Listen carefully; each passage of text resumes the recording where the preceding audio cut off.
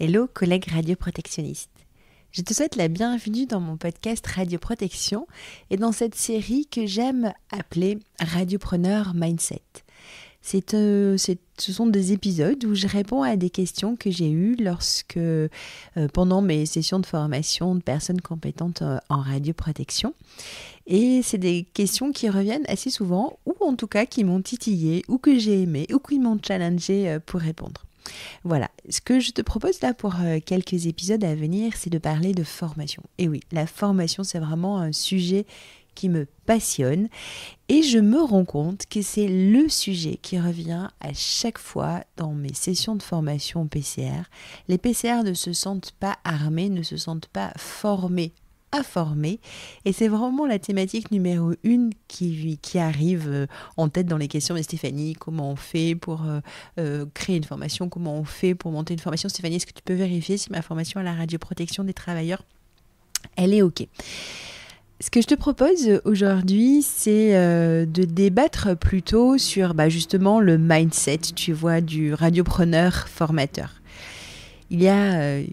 Donc maintenant, moi, je fais de la formation à temps plein. Je suis devenue formatrice et je suis ce qu'on appelle OFPCR, Organisme de formation de personnes compétentes en radioprotection.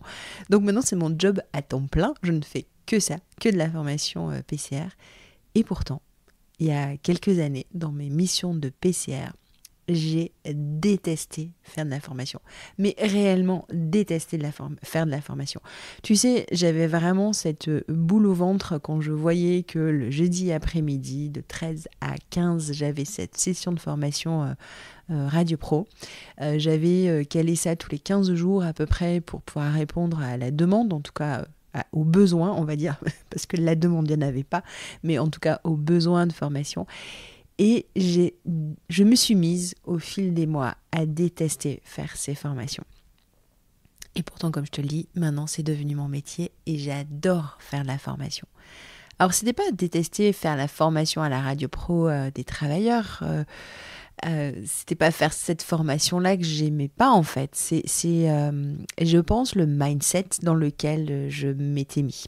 Et en analysant ça, j'en ai retenu 3 leçons, on va dire, que j'essaie de m'appliquer maintenant à mon quotidien de formateur et que je te propose. Et voilà, tu me diras ce que t'en penses, si tu te reconnais là-dedans et surtout si ces 3 tips que je te donne et que j'essaye, parce que c'est pas encore gagné, j'essaye de m'appliquer à moi-même, peuvent t'aider à toi apprécier réellement ton rôle de formateur, parce que je suis sûre que si tu m'écoutes, tu es conseiller en radioprotection toi-même et je suis sûre donc que tu délivres et que tu fais des formations.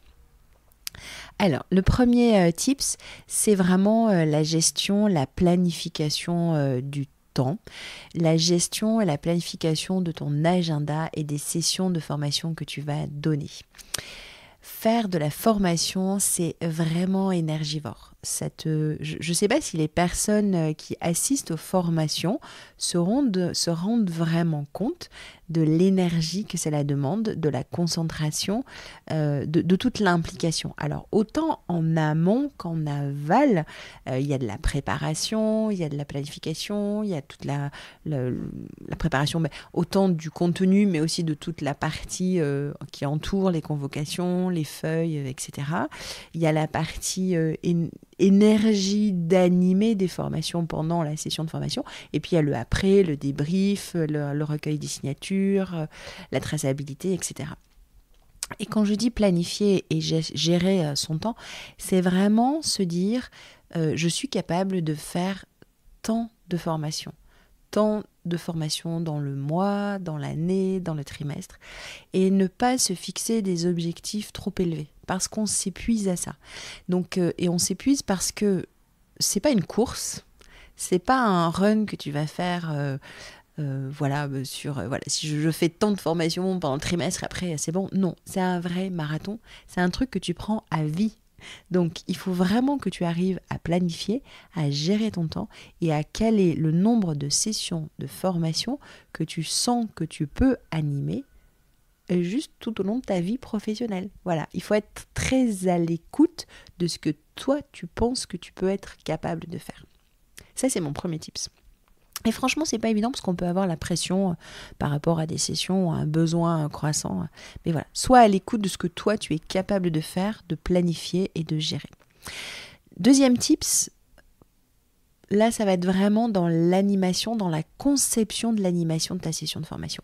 Alors, mon credo, moi, c'est le PowerPoint, c'est pas une obligation. Après, si toi, tu es à l'aise et si tu aimes former avec un PowerPoint, pas de souci, tu y vas avec ça. Mais sois très à l'aise avec la construction pédagogique de la formation que tu vas faire.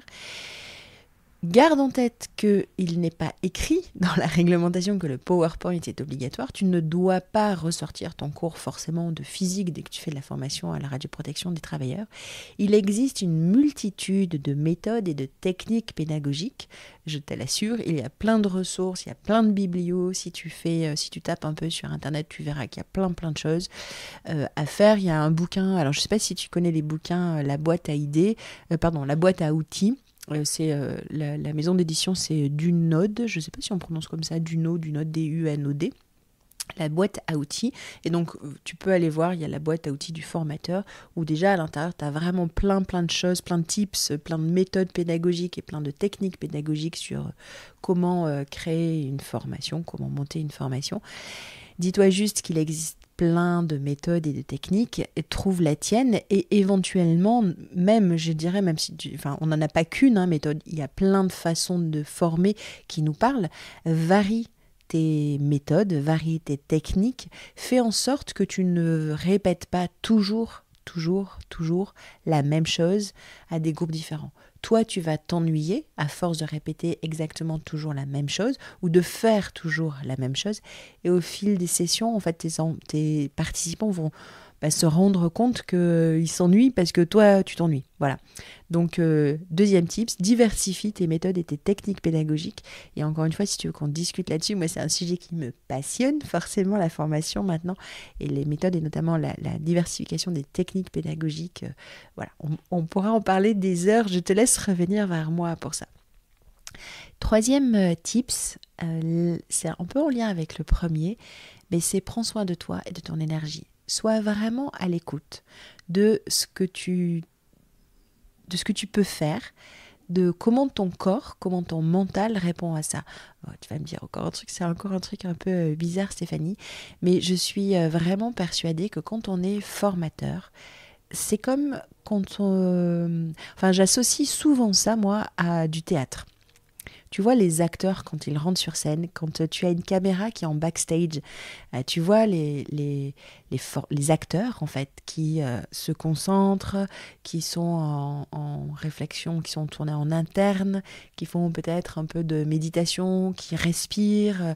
Tu les vois souvent qui secouent les bras, tu vois, qui font circuler l'énergie ou Eh bien, quand tu fais de la formation, dis-toi que tu es un acteur. Tu montes sur scène. Tu as une prépa mentale à faire avant. Il faut que tu t'ancres. Voilà, tu es là, tu es présent, tu le montes, tu vas délivrer un message, tu vas animer un groupe, tu vas être en représentation.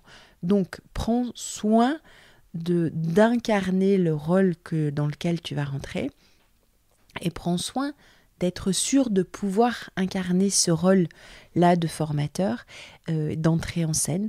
Alors, c'est à toi de trouver la façon dont tu te prépares à ça, à la façon dont tu vas gérer aussi ton énergie. Et encore une fois, ton énergie, il faut que tu la gères sur le long terme, parce que c'est pas une one-shot, encore une fois, tu n'as pas une grosse représentation à faire, mais c'est quelque chose que tu vas faire... mais à vie, encore une fois, de tes missions de PCR. Donc, sois à l'écoute de toi, de ce que tu peux faire, de l'énergie que ça va te demander. Prends vraiment un temps avant la formation et prends un temps après la formation pour redescendre, peut-être absorber, digérer toutes les émotions que tu auras vécues toi pendant la session de formation, que tes écoutants, participants auront pu te donner, parce que tu vas vivre des choses ultra positives. Tu peux vivre aussi des choses négatives qui ne sont pas de ton ressort. Ça pourra faire l'objet d'ailleurs dans notre podcast. Quand tu es formateur, tu proposes une session de formation. Avec toi, ce qui te fait vibrer et ta façon d'animer et de former, tu proposes des choses. Le participant, lui, il dispose. Il adhère pas, mais c'est son choix à lui. Ce n'est pas ta responsabilité à toi. Ce n'est pas toi qui es remis en cause. Donc tu vois, si des fois tu sens qu'il y a un petit décalage entre ce que le participant te renvoie comme posture, comme ressenti par rapport à ce que toi tu as voulu délivrer, ce n'est pas de ton ressort, mais il faut quand même digérer voilà, cette énergie que tu as pu ressentir de façon un peu négative pendant la formation. Donc prépare-toi avant la formation, prends un temps après la formation pour digérer tout ça et vois dans quel état d'esprit tu peux entrer en session de formation et afin de vivre ça de façon la plus sereine possible et encore une fois à vie. Voilà, c'est mes 3 tips. J'essaie de me les appliquer à moi. Donc sur la gestion et la planification du nombre de sessions de formation que tu peux faire sur une année, de diversifier les méthodes et les techniques pédagogiques et de prendre soin de toi, de ton mindset de formateur et de l'énergie que tu donnes dans ces sessions de formation. J'avoue que l'année dernière, fin 2023, ça a été un peu dur. J'ai eu énormément de retours positifs et de bonheur à délivrer mes formations, mais sur le premier point, la planification et ma gestion du temps, je pense que j'ai été un peu trop optimiste et je suis arrivée lessivée à la fin de l'année 2023 et j'ai eu du mal un petit peu à repartir, mais voilà, je me suis quand même nourrie de tous les superbes échanges que j'ai eu pendant ces formations. Puis j'adore papoter, discuter et revenir vers toi. Le deuxième point sur la diversification des méthodes et techniques pédagogiques, ça c'est tellement mon dada, ça n'est tellement une passion que ça, je fais attention à ça et je suis ok avec ça. Mais voilà, tu vois, c'est donc 3 tips que j'essaie de prendre pour moi, d'appliquer, tout simplement pour durer, quoi, pour conserver la bonne humeur. Voilà, tu trouveras dans les notes de l'épisode, je vais lancer un programme en bêta test, ça s'appelle, donc un programme en ligne de formation de formateurs. Il y a une liste d'attente, je te mets toutes les infos dans la description du podcast. Voilà, si jamais ça t'intéresse d'avoir des infos, c'est juste une inscription, ça n'engage à rien, mais tu t'inscris sur la liste d'attente et je t'informerai de tout ça en temps voulu. Je te souhaite une belle session de formation à venir et une belle année de formateur et une belle année de radiopreneur. Ciao, ciao!